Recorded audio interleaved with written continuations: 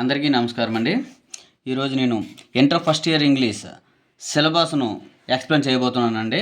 మీకు కొంచెం అవగాహన కొరకు.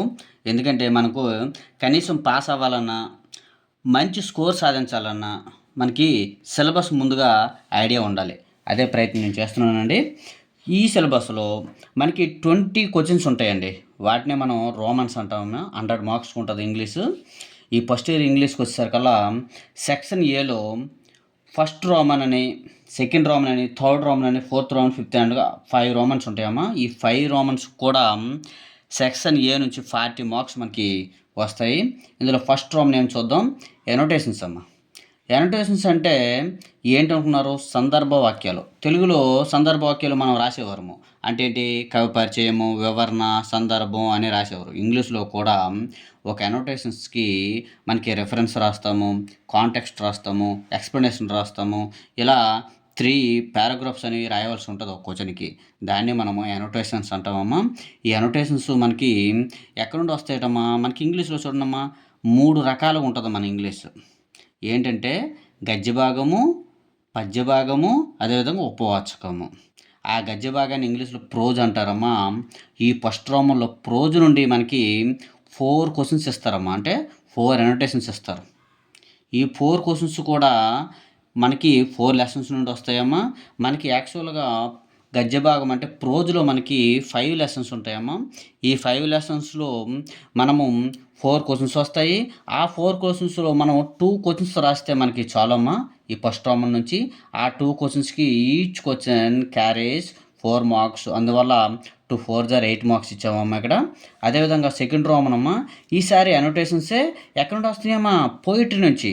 ఫస్ట్ క్వశ్చన్ ఏమొచ్చి ప్రోజ్ నుండి వస్తే, సెకండ్ క్వశ్చన్ ఏమొచ్చి ఎనోటేషన్స్లో మనకి పోయిటరీ నుంచి వస్తాయి. అది పద్య భాగం అమ్మ. ఇందులో కూడా సేమ్ అంతే 4 క్వశ్చన్స్ వస్తాయి. 2 క్వశ్చన్స్ ఆన్సర్ చేయాలి. 2 4 8 మార్క్స్. థర్డ్ రోమన్కి వచ్చేసరికల్లా ఈసారి మళ్ళీ క్వశ్చన్ అండ్ ఆన్సర్స్ అంటే ప్రశ్నలు ఇస్తారు, సమాధానాలు రాయాలి, జవాబులు రాయాలి. క్వశ్చన్ అండ్ ఆన్సర్స్ అనమాట. ఇవి మళ్ళీ గద్య భాగం నుండి వస్తే ఇక్కడ 4 క్వశ్చన్స్ ఇస్తాడు. 2 క్వశ్చన్సే రాయాలి. Each question carries 4 marks. 2 4 8 marks. 8 marks.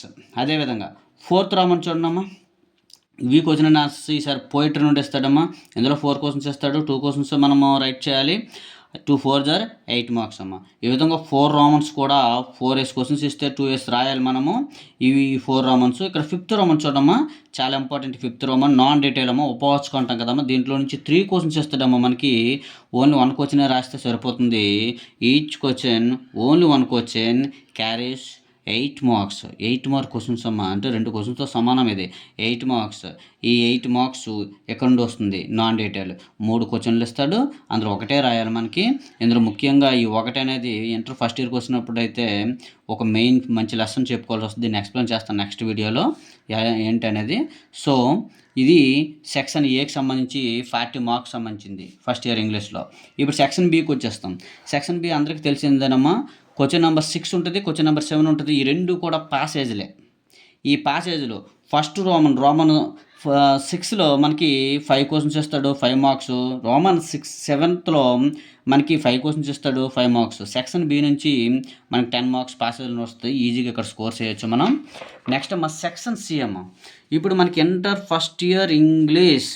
బాబా స్కోరింగ్ రాదురా బాబు అంటారు అందరూ. ఎందుకు రాదు? చాలామంది ఇంగ్లీష్లో కొంచెం వీక్ అయిన వాళ్ళు ఇంగ్లీష్ ఫెయిల్ అయిపోవడానికి అవకాశం ఉంటుంది. ఎందుకు అంటే ఇక్కడ గ్రామర్. ఈ గ్రామర్ని ట్యాకిల్ చేయడం అంటే కొంచెం ఇంగ్లీష్లో నాలెడ్జ్ ఉండాలి. ఆ నాలెడ్జ్ లేని వాళ్ళు, ముఖ్యంగా ఇంగ్లీష్ అంటే భయం ఉన్నవాళ్ళు ఈ గ్రామర్ని ఇంట్రెస్ట్ చూపరు. అందువల్ల వాళ్ళు నేర్చుకోలేరు.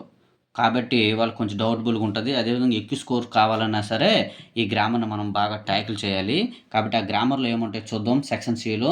ఇక్కడ క్వశ్చన్ నెంబర్ 8 అమ్మ. రోమన్ నెంబర్ 8 నుంచి స్టార్ట్ అవుతుంది. 8లో చూడండి అమ్మ, ఆర్టికల్స్ ఉంటాయి. ఆర్టికల్స్ అంటే ఏ అండ్ ద అవే ఆర్టికల్స్ అమ్మ. అలాంటివి 6 క్వశ్చన్స్ ఇస్తాడు. మనం 6 అటెంప్ట్ చేయాలి. 6 each question carries half mark, అర మార్క్ ఉంటుంది అనమాట ప్రతి క్వశ్చన్కును. ఇక్కడ 6 క్వశ్చన్స్ 6 జవాబ్స్ 3 మార్క్స్ ఉంటాయి. నైన్త్ చూడనమ్మా ప్రిపోజిషన్, ఇన్ను, ఆపు, ఆన్ అని ఉంటాయి ప్రిపోజిషన్. ఈ ప్రిపోజిషన్లో కూడా 6 క్వశ్చన్లు ఇస్తారు, 6 రాయాలి మనము, 6 ఆబ్జర్వ్ 3 మార్క్స్.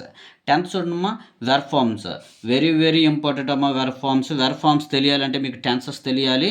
ఇలాంటివి 5 క్వశ్చన్స్ ఇస్తాడు, 5 రాయాలి, ఈచ్ క్వశ్చన్ క్యారీస్ 1 మార్క్ కాబట్టి 5 1 జార్ 5 మార్క్స్ ఉంటాయి. అదే 11th వన్, ఇది కూడా ఇంపార్టెంటేనమ్మా మనకి, చాలా ఇంపార్టెంట్. Sentence transformation. ట్రాన్స్ఫర్మేషన్ అంటే సెంటెన్స్ని మార్చడం. అంటే యాక్టివ్ వాయిస్లో ఇచ్చాడు అనుకోండి పాసివ్ వాయిస్లో రాస్తాము, డైరెక్ట్లో ఇచ్చాడు అనుకో ఇండైరెక్ట్లో రాయాలి. ఈ విధంగా అక్కడ ట్రాన్స్ఫర్మేషన్ ఆఫ్ సెంటెన్సెస్ అని ఉంటాయి.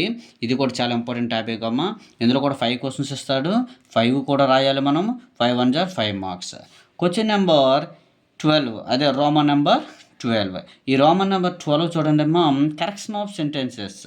కరెక్షన్ ఆఫ్ సెంటెన్స్ అంటే సెంటెన్స్లో గ్రామటికల్ మిస్టేక్ ఏదో ఉంటుంది, దాన్ని ఐడెంటిఫై చేసి రాయవలసిందే మన కరెక్షన్ ఆఫ్ సెంటెన్స్ అమ్మా. ఇందులో 5 క్వశ్చన్స్ వస్తుంది, 5 క్వశ్చన్స్ కూడా మనం అటెంప్ట్ చేయాలి, 5 1 జార్ 5 మార్క్స్. Next 13 Roman. ఈ 13 రోమన్లో ప్రేజర్ వర్బ్స్ అమ్మా. ఇందులో 6 క్వశ్చన్స్ ఇస్తాడు. ఇక్కడ 6 క్వశ్చన్లో 3 క్వశ్చన్స్ రాస్తే సరిపోతుంది. ప్రేజర్ వర్బ్స్ అంటే ఇంకేళ్ళమ్మా, ఈ ప్రేజర్ వర్బ్ను ఉపయోగించి మనం ఓన్ సెంటెన్స్ రాయాలి. ఈ ఓన్ సెంటెన్స్ అనేది మనకి సొంత వాక్యాలు తెలుగులో రాసినట్టుగా ఉంటుంది కాబట్టి ఈజీగా దీన్ని రాయొచ్చు మనం. నెక్స్ట్ క్వశ్చన్ నెంబర్ 14, దాన్నే రోమన్ నెంబర్ 14 అంటాం. ఈ రోమన్ నెంబర్ 14లో సైలెంట్ లెటర్స్ని మనం ఫైండ్ అవుట్ చేయాలమ్మా. ఆ సైలెంట్ లెటర్స్ ఈజీగా ఉంటాయి అవి కూడా. అక్కడ 6 క్వశ్చన్స్ ఇస్తాడు, ఈచ్ క్వశ్చన్ హాఫ్ మార్కు కాబట్టి 6th observe 3 marks. Question number Roman number 15. ఈ 15లో పార్ట్స్ ఆఫ్ స్పీచ్ ఉంటుంది చూడమ్మా. అంటే నౌ అండర్లైన్ చేస్తాడు, అక్కడ సెంటెన్స్లో ఒక వర్డ్ దగ్గర అండర్లైన్ చేస్తాడు. అండర్లైన్ చేసేటప్పుడు అది నౌనా వెర్బా అనేది మనం చెప్పాలి, దాన్ని మనం పార్ట్స్ ఆఫ్ స్పీచ్ అంటాము. ఈ రోమన్లోని మనము 6 క్వశ్చన్స్ ఉంటాయి, 6 క్వశ్చన్స్ కూడా మనం ఆన్సర్ చేయాలి, 6 ఆబ్జర్వ్ 3 మార్క్స్. ఆ రోమన్ నెంబర్ 16 మ్యాచింగ్ అంటే అందరికి తెలిసిందే. 6 క్వశ్చన్స్ ఇస్తాడు, 6 క్వశ్చన్స్ రాయాలి, 6 ఆబ్జర్వ్ 3 మార్క్స్.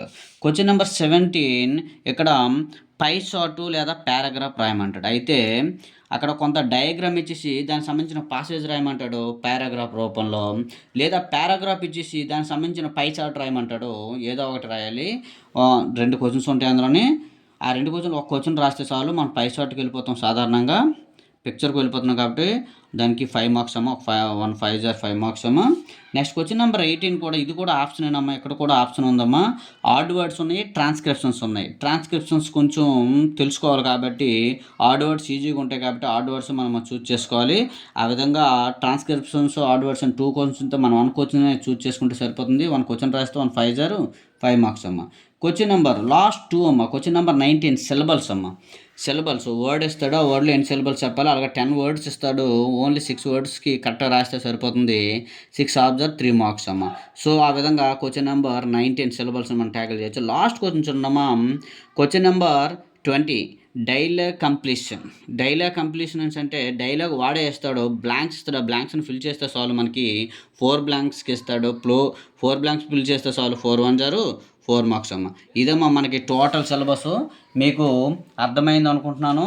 ఈ సిలబస్ ఐడియా ఉంటే మీరు ఇంగ్లీష్లో మంచి స్కోర్స్ని సాధిస్తారు. I hope you will get good score in IPE examination. Thank you.